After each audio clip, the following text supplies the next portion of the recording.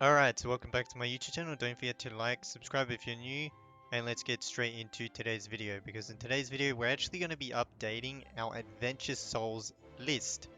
This is something I feel like I really need to update because it has been a very long time since we did do this video, and quite a few characters have come out, like Marco, Shirahoshi, Luffy Taro, the new Orochi. So we do need to add those characters to the list. Now I am just going to do it from scratch. So we're just going to be quickly going over the main characters. I'm not going to be doing every single character in this video because you shouldn't be upgrading the other 20% of the characters because they're not good at all in the game. So let's just start off with Monkey King Luffy. Monkey King Luffy, I highly recommend Straight Dive because of his passive and he gets so much crit damage. So the extra crit rate from the Straight Dive will be very helpful. Plus he gets max Straight Dive passive. Obviously not the best character. Next up, Kade Dragon Form Final Stand will be the best bet. Or Last Stand, whatever it's called, the orange one. Because of his passive, he also gets invincibility. He's extremely tanky, heals up a lot, gets a lot of block rate from his basic ability. So Final Stand's absolutely amazing. And then we have Blackbeard. You want to go Weakness Assault on Blackbeard. Because of his ultimate, he applies so much debuffs. It's just absolutely insane with his ultimate. If you can get that 1k Rage turn 1, he'll just be dealing so much damage. Now next up we have his MDD. MDD is a very choice-based one. It really depends on what you want to do MDD. You can run Burst, Impact, or Straight Dive on MDD if you want more damage. However, if you want to keep his passive as long as possible in the battle, I highly recommend Spring of Life or Synergy. I'm just going to put him in Spring of Life just to keep his passive for your front line to be so solid and tanky as long as possible in the battle. So that's what I recommend. Now for Bullet, Final Stand, not even a question. As soon as he drops below a certain amount, he'll revive and then just instantly ult straight away and deal so much more damage. Now Chopper, I did recommend Final Stand earlier. You can run that, but the best build actually on Chopper is Weakness Assault because he actually does apply so many debuffs and then he attacks twice, so he gets so much damage. And the less characters you have on your side of the field, the more stacked up stats he will have, so the more damage he will do. So it's absolutely amazing there. And then Frankie, you can run Final Stand like I did recommend in my first video. But Spring of Life, people have actually found Spring of Life absolutely amazing for tanks. It makes them pretty much unkillable. So everyone usually runs Spring of Life on General Frankie, same as Hiyori. Alright, so next up we have is Valentine's Day Nami. Most people just run Valentine's Day Nami with Straight Dive. For me personally, I'm trying to do a crazy build with her and trying to actually get Burst Impact to work on her. Because if you can get Burst Impact to work on AoE ults, they'll legitimately disintegrate the enemy team. Like I've seen some people's Nami ult and crit everyone on the enemy team and they just one-shot their entire team turn 1. But for Burst Impact to work, it's only good for high crit rate users, so you need to build her with crit rate chance rolls, which is what I'm doing, but if you're not going to go with that build, I highly recommend just going with Straight Dive like everyone else does. And then next up, Yamato Synergy 100%, or you can run Spring of Life. I find Synergy is way better with her. Same with Zephyr as well. Those two, I just run Synergy on them. And next up, we have a Sir Crocodile. I recommend Weakness Assault because he does apply so many debuffs. You can try and run Burst Impact, but again, Burst Impact is for high crit rate users, and you do need to try and get those crit rate rolls. But if you can get those crit rate rolls, he will do so much damage. But most people just run Weakness Assault for Sir Crocodile. And then next up we have is King, not the greatest character, don't really recommend. You can run Straight Dive or Burst Impact depending on what you want to do. But yeah, he's just not a great character, so I don't recommend upgrading him at all. Alright, then next up we have two characters for the Sand team. So we have Shear of the Rain and Rayleigh. Both of them are actually really good on Burst Impact because they actually have high crit rate. Rayleigh, after 3 turns, if you have his flag, gets like 50% crit rate or something. It's ridiculous. Rayleigh crits quite a lot, so Burst Impact is really good, same as Shear of the Rain. He gets a lot of crit rate from his ult.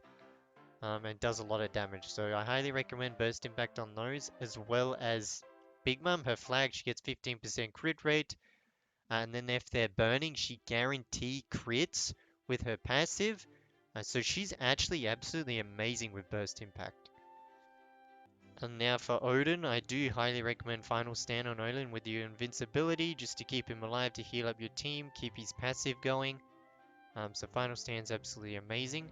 Law Straight Dive, in my opinion, is the best. If you can get Burst Impact to work, somehow, you get enough crit rate on Law, Burst Impact would be better, but Law doesn't have the highest crit rate in the game. Like, mine has 27% crit rate or something. My Nami has 60%, so it's much easier with Nami.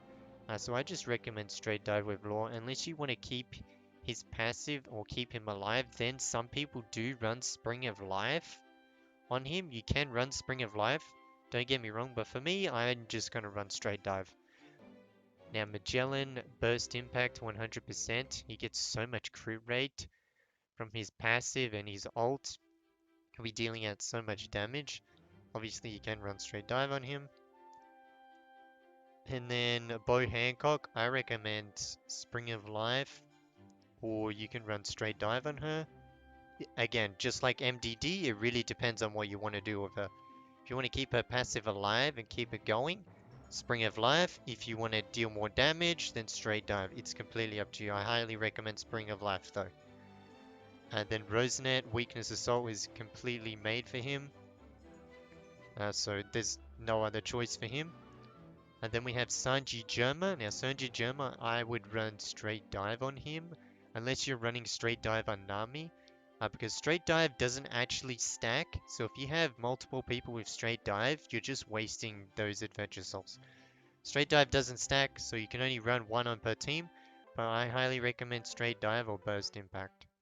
And now we have En Missouri. Now En Missouri, not the greatest character at the moment. He can be really good in the future if there are better dark characters, but at the moment he's not the greatest character. You can run Weakness Assault or Burst Impact, because Burst Impact, he does have quite a bit of crit rate. They actually get 8% per Dark Soul on his team, so I would highly recommend Burst Impact or Weakness Assault. It's completely up to you which one you want to do. I'd probably just run Burst Impact in my opinion. Marine Hero Garp, you can run him full tanky. However, the more damage he does, the more HP he's going to stack up. So you probably want straight dive or burst impact on Marine Hero Garp. Summit War Mihawk, I highly recommend straight dive or burst impact. Again, like most attackers, you're just going to either be running straight dive or burst impact. Obviously, if you already have a straight dive character on your team, just run burst impact. Now for the Awakened Nika Luffy, burst impact 100%. 100% burst impact. Especially if you have potential 6, because he guarantee crits for the first 2 turns.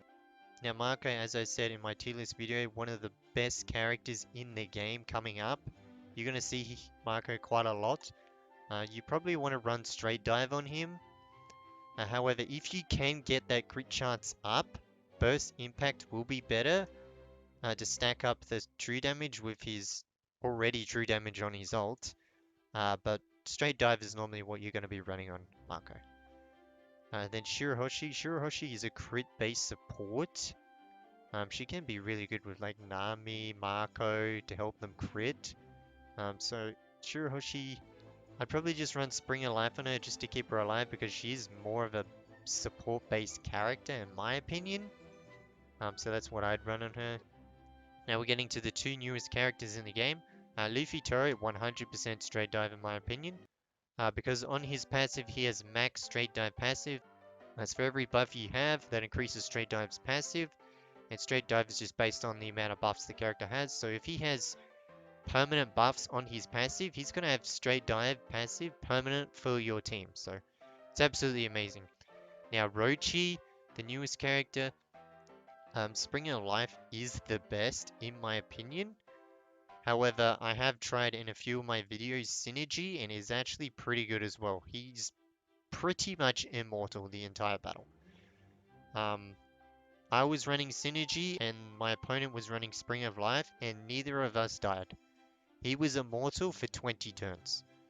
Neither of us could kill each other's Orochi. Even both of us running Nika Luffy team, we couldn't kill each other's Orochi. So both, in my opinion, are very good. You can run Synergy or Spring of Life. Spring of Life, in my opinion, is a little bit better because you can actually heal up another member on your team as well once you get the Awaken rolls. So that's what I'd recommend. So that's our Adventure Souls list there.